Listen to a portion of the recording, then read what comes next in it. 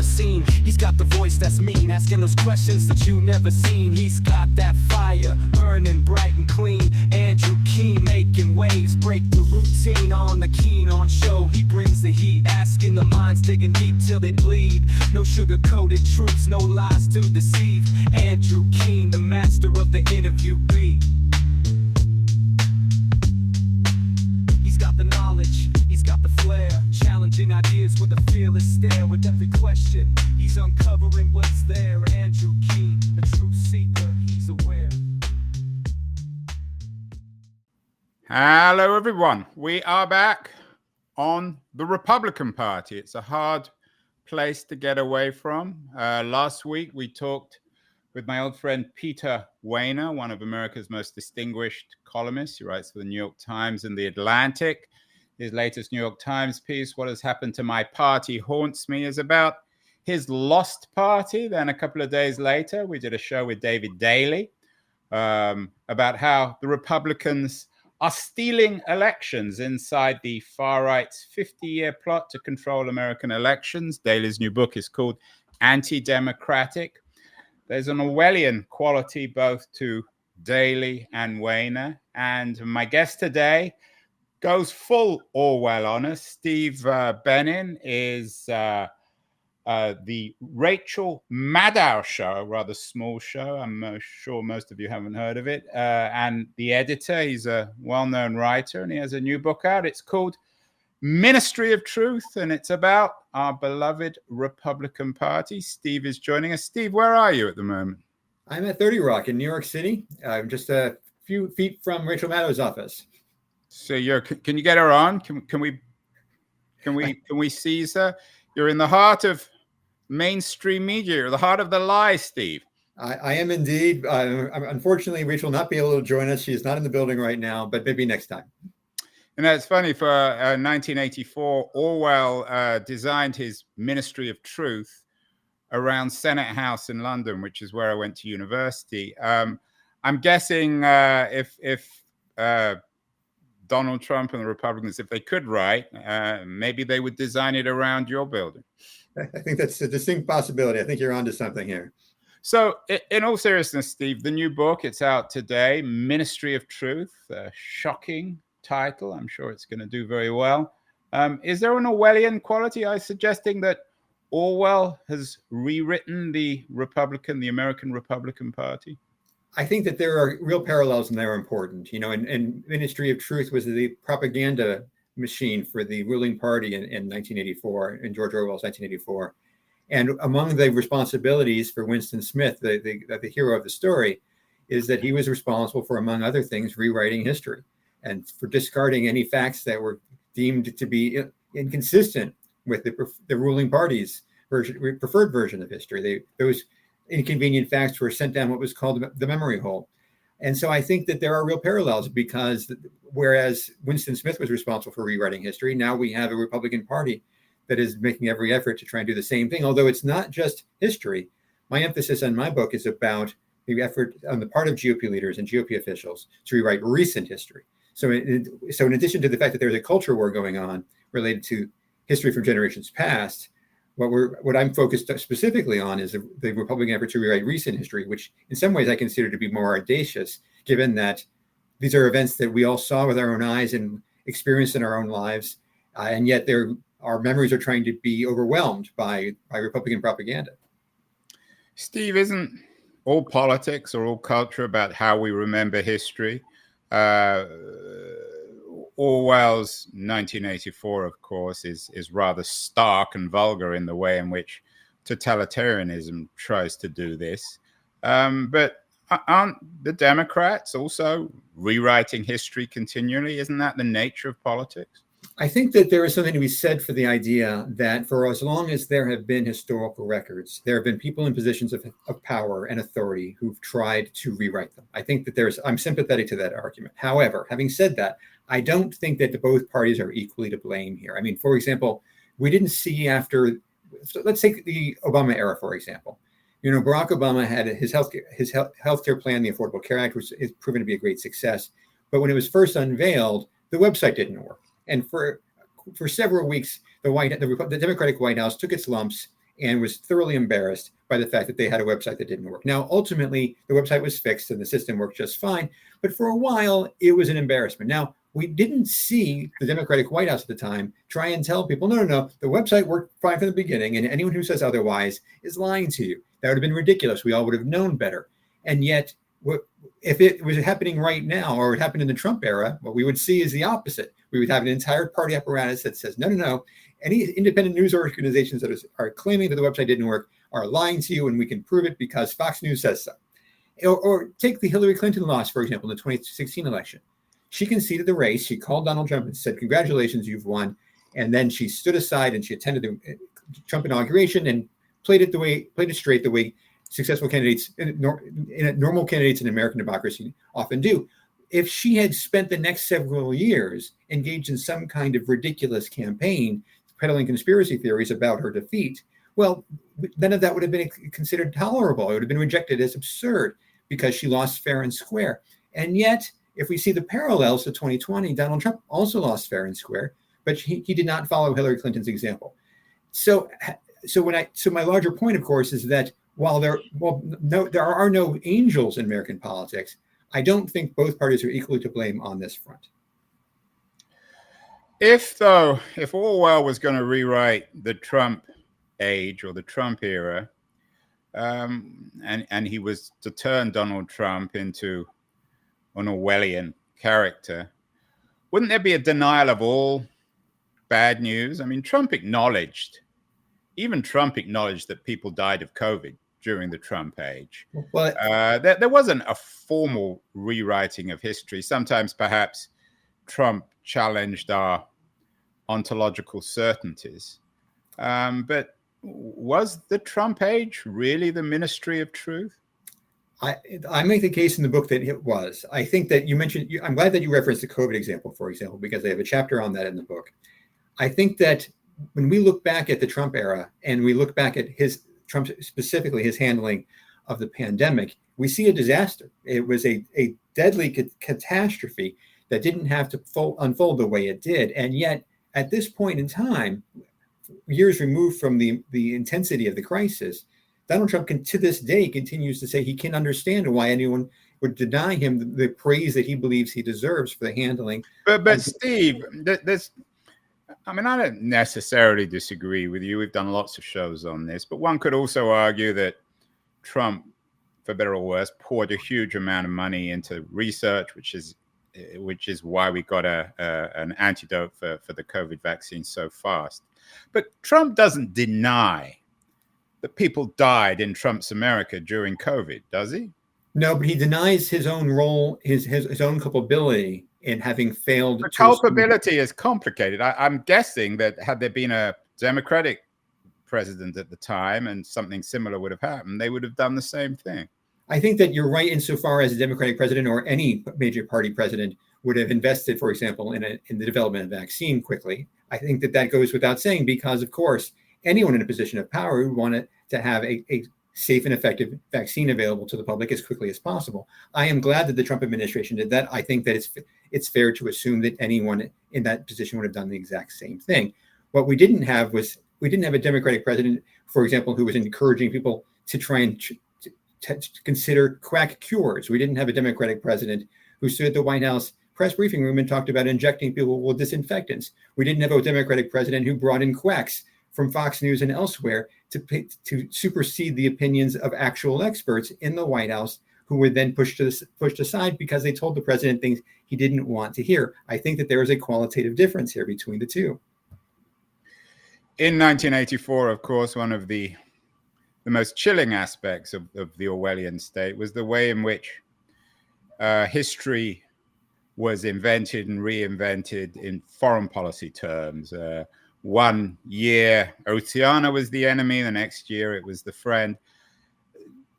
Have the Republicans done the same thing in terms of America's relations with the world, particularly China and Russia, where Trump in particular seems to have a complicated relationship, both personally and conceptually, with what are supposedly America's enemies, or at least from the Democratic side, from the party, from the Democratic Party, China and Russia are clearly our enemies and Europe are our friends, whereas for Trump, it's not entirely clear.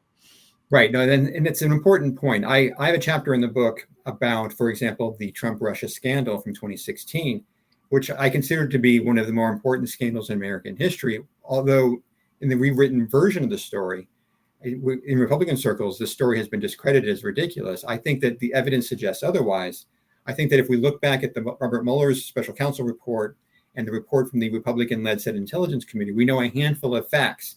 We know, for example, that Trump's operation welcomed Russian assistance in the 2016 campaign. We know that the Trump campaign received Russian assistance. We know that the Trump campaign benefited from Russian assistance. We know that the Trump campaign lied about their interactions with Russian officials. And perhaps most importantly, we also know that the Trump campaign and the Trump operation ultimately obstructed the investigation once there were open lines of inquiry into the scandal. And so having with all that in mind, I think it's worth emphasizing that while the Trump-Russia scandal in Republican circles right now is dismissed as nonsense, I think the evidence suggests otherwise. The only reason that there are so many people who believe that Trump lied on this is because of the Orwellian rewritten story. Oddly enough, again, following up on 1984 and the Orwellian stuff, and given that your book is called Ministry of Truth, that's unavoidable. Sure. Yeah. Trump boasts, and there's some truth to this, although maybe you'll push back on it, that his administration was a more peaceful one than the Democratic administrations previous to his and the one that followed. Is there any truth to that, or does Trump lie? Sorry, not Trump lie, but do the Republican parties lie about wars? Is this part of your narrative? I think that while this is not a point that I emphasize in the book, I think this is an important question because while Trump likes to present himself as a candidate of peace and as a candidate of non-interventionist, the truth is that we have a candidate Trump right now who routinely speaks about the possibility of making military offensives, launching military offensives into Mexico, our immediate neighbor to the south, because he believes that it would be effective in curtailing the drug trade, for example. And so on the one hand, we have someone who talks about the prospects of peace. On the other hand, talking about the prospects of a military intervention with our southern neighbors, who is a country that is our ally and is a country that is one of our leading trade partners. And so I think that there is a conflict there. Now, the conflict to my mind, is born of the fact that Trump is easily confused and has no core principles and is often uncertain about how best to govern effectively. But nevertheless, the contradiction is real. Is there a contradiction there? And I hear it often in terms of criticisms of the Republican Party between Trump as an old man who's easily confused and spends too much time screaming and shouting on X and playing golf, and this idea of him and his party being manifestations of Orwellian totalitarianism? Can he be both at the same time, Steve? I think it's a provocative question, and I think it's a thoughtful one. And I think that what's important for your audience to understand and recognize is that there are certain distinctions. That Donald Trump is a figure. He is an important person in Republican politics. He is the dominant voice in Republican politics, but he is but one man as part of a larger operation. And so I think that the criticisms of Trump about his intellect, about his familiarity with public policy, about his familiarity with reality, I think those criticisms are well grounded.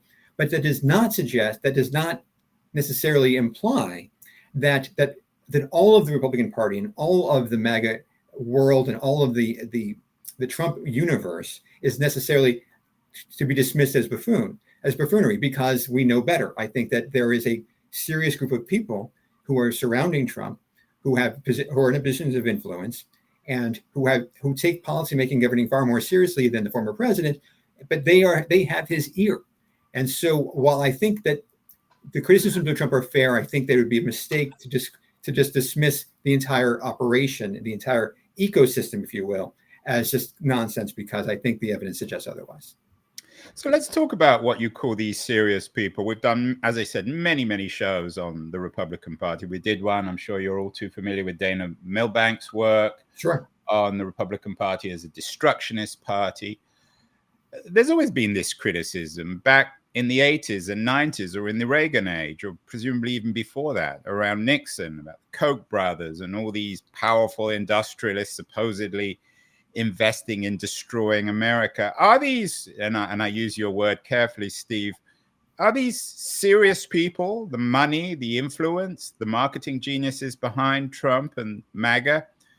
Are they the same serious people who have always been in the Republican Party, or are they a different group of serious people? Well, I should emphasize and bring some clarity to the word serious. I think that when I say serious, what I'm referring to is and that's SERIOUS, not the radio station, right?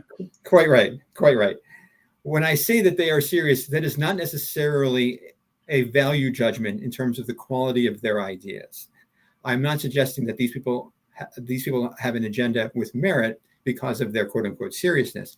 My point rather is that they are not Trump-like buffoons, that they take governing goals seriously. Would you include Benen in that? I think that Steve Benen is a man with clear priorities. They are not my priorities. But he's a serious person, even if you don't agree with him. I hesitate to use the word serious in relation to Steve Benen. I think I'd be more inclined to say that he is a man with distinct and clear goals, with ambitions on how to pursue those goals, and with great influence over those in positions of power who have control over levers of power in Republican politics, who take his goals and priorities seriously. I would not necessarily see him as someone who I would necessarily consider to be a towering intellect. I'd say he's someone who has clear goals and priorities with influence in Republican politics. But to your larger question about whether or not there have been changes over time, I would refer you to my first book. I had a book called The Imposters, about how that there have been changes in how Republicans have approached governance over the last generation. And the book is called The Imposters: How Republicans Quit Governing and Seized American Politics. Again, so many books like this, Steve. I'm not writing your book off. It was a big success, but still, you read a lot of these kinds of books. And it's this idea that somehow, and it's ironic given the nature of American politics, is that all these books by guys like you, they're all really suggesting ultimately that the Republicans are no longer American, that there's something un-American about them. Is that fair? That is a provocative question, to be sure. I would not go so far as to say, I'm hesitating only because I'm trying to choose my words carefully here. I think that there is an American tradition, and there are American norms within our political system. I think it is fair to say that too often that a Trump-led Republican Party is operating outside of those traditions and outside of those norms. Well, some people might say, well, that's very conservative Americanness, and the American Republic is shifting dramatically. Why shouldn't the political parties shift too? Well, that is a decision to be made by the American electorate. If they are comfortable with the direction that Trump wants to take the country and to take his party, then they will win elections accordingly, and we will all suffer the consequences once those people are in positions of authority again.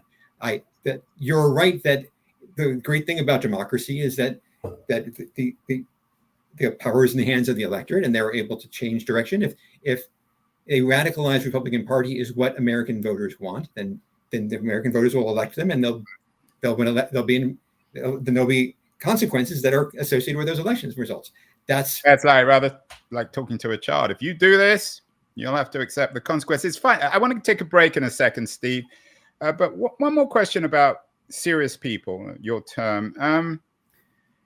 I'm curious what you think of J.D. Vance. He's certainly presented and thinks of himself as a serious person, graduate of Yale Law School, best-selling writer, and this post-liberal intellectual tradition now, people like Patrick Deneen. Are these people like Vance and Deneen, are they part of your Ministry of Truth?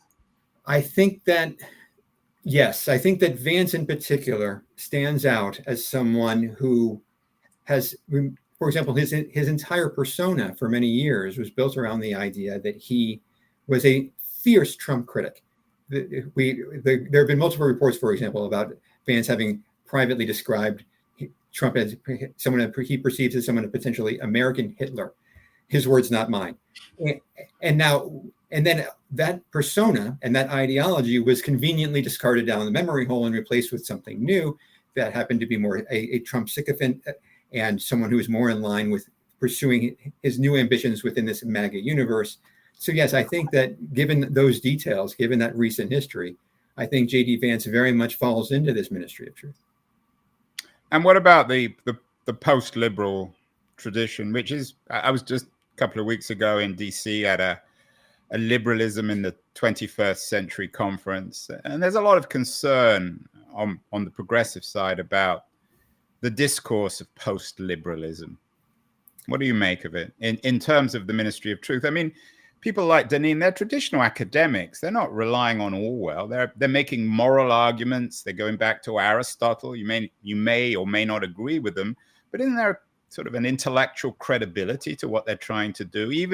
Even their interest in people like Orban in Hungary.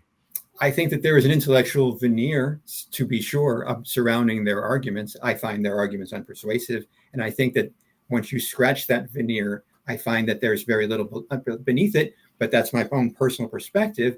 I think that certainly there is an academic pretense surrounding their work, and I think that in time, as those ideas are subjected to further scrutiny, that they will ultimately fail. But I welcome their role in the public discourse, to be sure.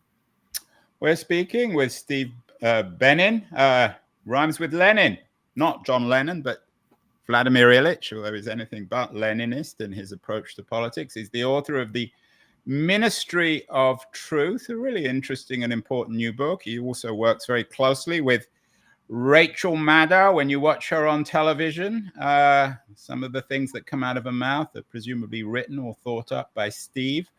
Great guests like Steve are brought to us because of our friends at Liberties, a wonderful new quarterly of culture and politics. Going to run a short feature on Liberties, and I want to come back with Steve to talk specifically about reality in this world of the ministry of truth. So we'll be back in a second. Don't go away, anyone. There's still reality, at least on this show. The noise, there is nuance, insight.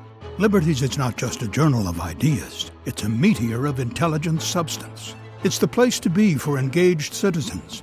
Politics, opinion, substance. Liberties is a triumph for freedom of thought. A quarterly of urgency, of cultural exploration, of intellectual delight, of immaculate prose. It's invaluable. Subscribe now or find Liberties at your favorite bookseller. And you can subscribe to Liberties at libertiesjournal.com. We're speaking with Steve Benen, the author of The Ministry of Truth. Steve, the subtitle of the book is an intriguing one. Democracy, Reality, and the Republican War on the Recent Past. Let's talk about reality. Sometimes when I think about Trump, and I probably think about him like most of us too often, there seems to be an ontological challenge to what exactly reality is, given that his life has been spent as a reality television star. Is there some truth to the fact that Trump and perhaps the Republicans, rather than destroying reality, rather than reversing it into some sort of Orwellian dystopia, they're simply revising it to reflect the nature of early 21st century America, of reality television, of social media? I think that from their perspective, reality is what they say it is. I think that they find that it's convenient to look at reality as clay to be molded, that the reality that we've experienced in our day-to-day lives, the reality of events that we've witnessed and experienced, that they are merely a first draft, and that at a certain point soon thereafter, Republicans will believe, a Trumpified Republican Party believes that it can then take that clay and remodel our understanding of truth and our understanding of reality. And if we resist, well, then our memories have to be bullied into submission. That is the argument that I make in my book, and I think there's ample evidence to support the thesis. But don't people, and I use this word carefully, watch American politics, because most Americans still watch it, whether it's on YouTube or on traditional television, as if they're watching reality television. So in that sense, Trump is actually rather familiar. And in an odd way, the reason perhaps why Harris has broken through is because she's also presented as a kind of reality television. There's no ideology there. There's no policy. It's simply smiling people and large crowds. I take your point, although I think it's premature in your analysis. I think that Kamala Harris is an accomplished public servant. She's been in public life for decades. She has served as a prosecutor, a state attorney general, a senator, a vice president. She is steeped in policy. And I think that while it's true that the Democratic ticket has not yet unveiled a detailed policy agenda, I would note two things. One, Donald Trump in his first two campaigns never got around to presenting a policy agenda. In fact, the Republican Party in 2020 didn't even have a platform for the first time in over a century. But the other point of emphasis here for you and your audience is that I think we have to give the Harris campaign some time. There is some flexibility on this front because of the unique circumstances surrounding President Biden and his decision not to run for re-election so late in the process. I would be very surprised, and I'd be happy to come back on your show and apologize if in the coming weeks and months, the Harris campaign never produces a policy agenda and never has any kind of blueprint as it relates to what would happen after the election. But my suspicion is, and my belief is, and my reporting suggests that is unlikely to happen. Well, we'll get you back on the show anyway. I'm not looking for apologies, Steve. You're a great guest. You're in the TV business. As I said, you're the producer for the Rachel Maddow show. So you know all about television. It's all about the next episode. And it seems to me that the way in which Trump presents himself is in an episodic way. There's always the next episode. It's reality television. And that's its ontology. And that's how people watch it, both critics of Trump and his supporters. So in this sense, rather than unreality, it's a different kind of reality. As I suggested, a kind of a television reality. I mean, you know about this world. You're central to it. I mean, some people might even argue that the Rachel Maddow show is the other side of the Ministry of Truth coin. I see what you're. I take your point. I understand the argument. I think that the details matter. I think that while it's true that Trump is presenting his own version of reality, the problem is that there are objective truths. There are core principles that matter in terms of understanding what has happened and what is real and what is true and what is not. For example, when Donald Trump has recently argued that he finished building a border wall along the U.S.-Mexico border, he did not. Now, he is committed to trying to convince people that he has succeeded on this front. But we know objectively, demonstrably, that is not the case. Now, I think that it's true that there will be another episode in this episodic story, and he will simply move on to another version of this lie, and the lie will grow and metastasize and evolve in a variety of ways that I find difficult to predict. But nevertheless, at its core, he is making a claim that is demonstrably false, and we can all prove it. The Rachel Maddow show, among other programs, is not necessarily just part of this game. I think that, the Rachel Maddow show, we have an informal slogan about the purpose of our program is to increase the amount of useful information in the world. That information is at its core accurate. It is tested. It is scrutinized. But it's only information that you want to present. I disagree. I think it is information that is factual. It is information that we believe that our audience will care about and learn from. It is not. It is presented with a point of view, but it is the facts. These are facts, and these are truths that we believe will benefit our audience. It is not the other side. You know who your audience is. You know that the vast majority of people who watch the Maddow show are politically progressive on the left, certainly hostile to Donald Trump. I think that I like to believe that Rachel Maddow show has a broad audience. I think it is probably fair to say that most of our viewers are probably to the left of Donald Trump, but that does not mean that we would put the facts or truths aside for the purposes of pandering. I think that the show is intended to present people with useful information that is accurate and has been tested and is fact checked before it is aired.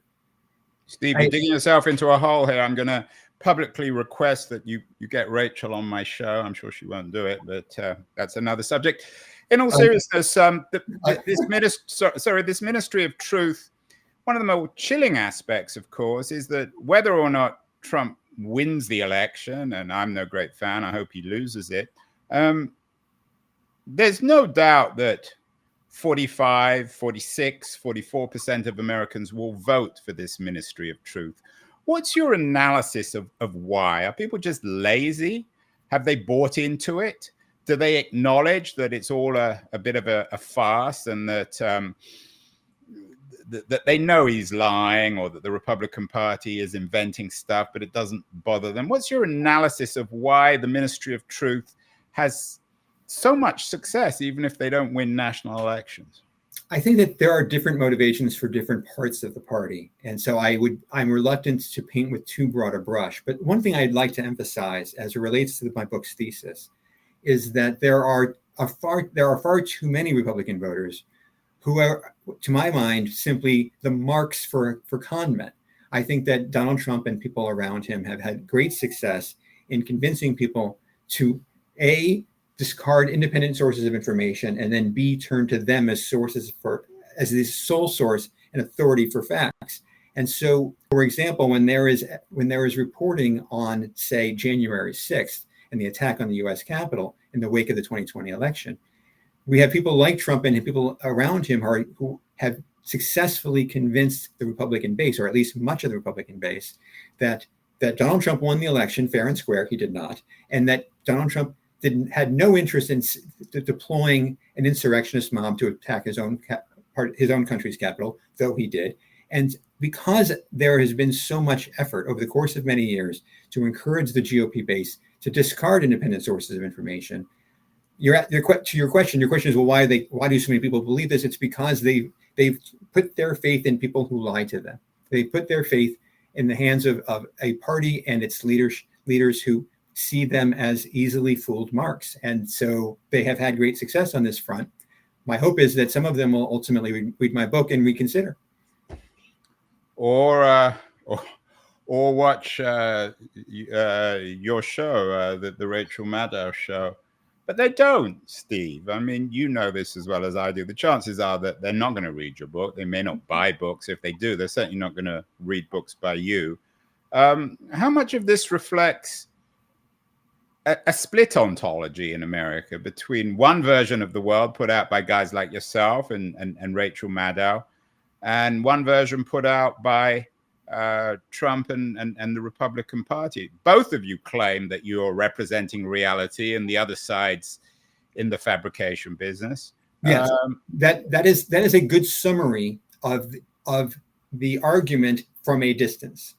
If we know from 30,000 feet, we can look at these disputes and say, well, one side says X, the other side says Y, and the public is easily confused as to which to believe. And so people will necessarily go with their partisan instincts or their tribal history as it relates to family or culture or geography. But the point I want to emphasize is that when we close in, we move away from the 30,000 foot view and we start to look at the granular details, that dynamic starts to disappear. And what we see when we get closer and we look at the granular details is that one side is not just presenting a perspective, one side is lying and one side is not, and that those details are ultimately what matter most. That there is evidence, there is research, there is study, there are truths and facts that can be supported by data. All of those things are ultimately what matter more than what partisans and pugilists have to say when they're appearing on cable news. Those facts matter, and my hope is that ultimately the public will side with them and care about them enough to take them seriously. Are there any truth tellers left in the Republican Party? Have they all fled? Liz Cheney's left. Many centrist writers, people like Pete Wehner. Is there anyone left in the Republican Party, in your view, Steve, who are still fighting for normality? I think the version of reality which you're presenting in your book? I think that the voices of reason in Republican politics right now are far and few between. They are an endangered species. I think you look at someone like Liz Cheney, with whom I disagree on practically every issue, but who's someone I consider to be patriotic enough to recognize the threat that Trump poses to the party and to the country. I don't know if I would go so far as to say she has left the party, but certainly the party has left her. I think there are other voices, people like Adam Kinzinger and others who perhaps now consider themselves part of this Republicans for Harris movement. Are they still members of the party? I guess to some superficial degree, yes, but clearly they are not welcome. They're persona non grata within their former party, within the GOP apparatus. When I looked at Capitol Hill and I looked to see which members of congressional House Republicans and Senate Republicans who Democrats would find it easy to work with on matters of great import, I think I struggle to count more than a handful who might be considered serious on matters of governing. What about somebody like Lindsey Graham? He gets wheeled out as, for better or worse now, it seems, by the Sunday shows as the acceptable, coherent, articulate voice of the Republican Party. Is he? I think that Lindsey Graham has gone through an incredible metamorphosis over the course of his career. I think that Lindsey Graham, in the not too distant past, was someone who was eager to work with Democrats on and forge bipartisan solutions on a variety of fronts, including immigration. He was a member of what was known as the Gang of Eight. I think that Lindsey Graham has been replaced. I think Lindsey Graham believes that it was in his political interests to advance his own ambitions. It was in his interest to go from a fierce Trump critic to being an almost embarrassing Trump sycophant. And he has made that transition. I don't believe there is any way of him coming back.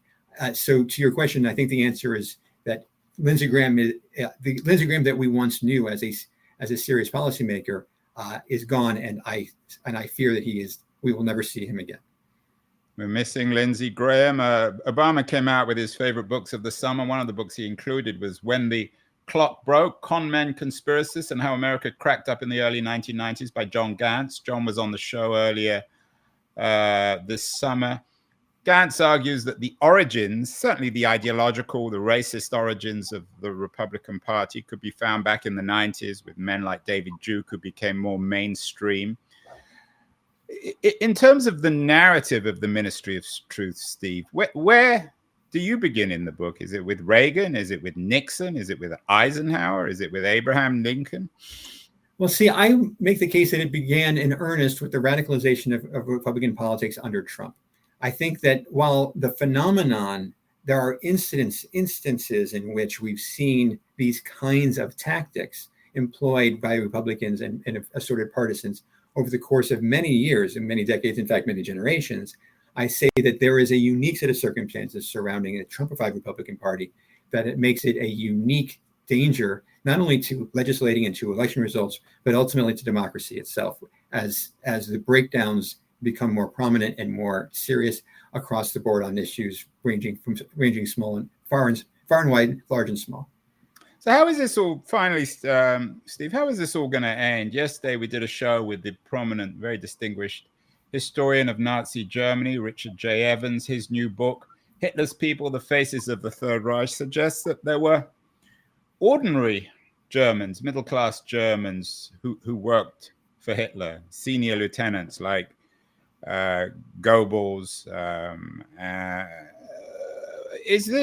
Do you believe that this could all end? You talked about democracy. Your book's subtitle is Democracy, Reality, and the Republicans' War on the Recent Past. Do you believe that if the Republicans come to power, if they won both houses and the presidency in the upcoming election, that we're going to see, you talked about J.D. Vance describing Trump as an American Hitler. Could we see an American Nazism in the way if things go badly in November of this year? I'm hesitant to make bold predictions about the near future because there's so much uncertainty surrounding the election and its results. But it's hard not to be concerned. I know that you and your audiences have probably heard Donald Trump in recent weeks and months talking about how that there need not be future voting because once he's in office, that he'll solve all of our problems. Did he really say that, Steve? Though, isn't that one of the things that's taken out of context? He was talking to some evangelical Christians, and he said, "I just need your vote this one time. After this, you don't need to worry." And I think from his narcissistic point of view, he'll run one more time, so he doesn't care how they vote after. Yeah, I think that I take your point, although I think that the volume and frequency with which he delivered the message and the ambiguities surrounding his phrasing in the context of someone who is overtly hostile towards democratic norms, who's increasingly hostile towards election results, who's increasingly affectionate towards those abroad who are authoritarians and dictators in their own right. Given all of that larger context, I think that it would be a mistake to necessarily assume that Donald Trump has earned and should receive the benefit of the doubt. So let's end on an Orwellian note. Orwell wrote, of course, 1984, where he invented the concept of the Ministry of Truth as a warning, not just about fascism, but particularly about Stalinism. What's the warning, the ultimate warning in Ministry of Truth, this Orwellian analysis of the contemporary Republican Party? If there are Republicans watching, and I hope there are for us, what would you suggest, Steve? Well, I think that the larger point that I hope that they would take away from this is that the integrity of the recent past and the integrity of the truth needs champions because it cannot speak for itself. And so I wrote this book with the intention of reminding Republicans and reminding the political world writ large that the more that we need to stand up for the integrity of the recent past, because while there are authoritarian figures throughout history who've tried to rewrite history, when they succeed, bad things happen for the people who live in their societies. It is worth celebrating the integrity of the recent past, the integrity of truth, and that ultimately will all benefit if those who attack it ultimately fail. Well, Steve Benen, congratulations on the new book, The Ministry of Truth. We'll have to get you back on the show after the election to see whether or not this Orwellian dystopia has come into place. Thank you so much, and congratulations on the new book.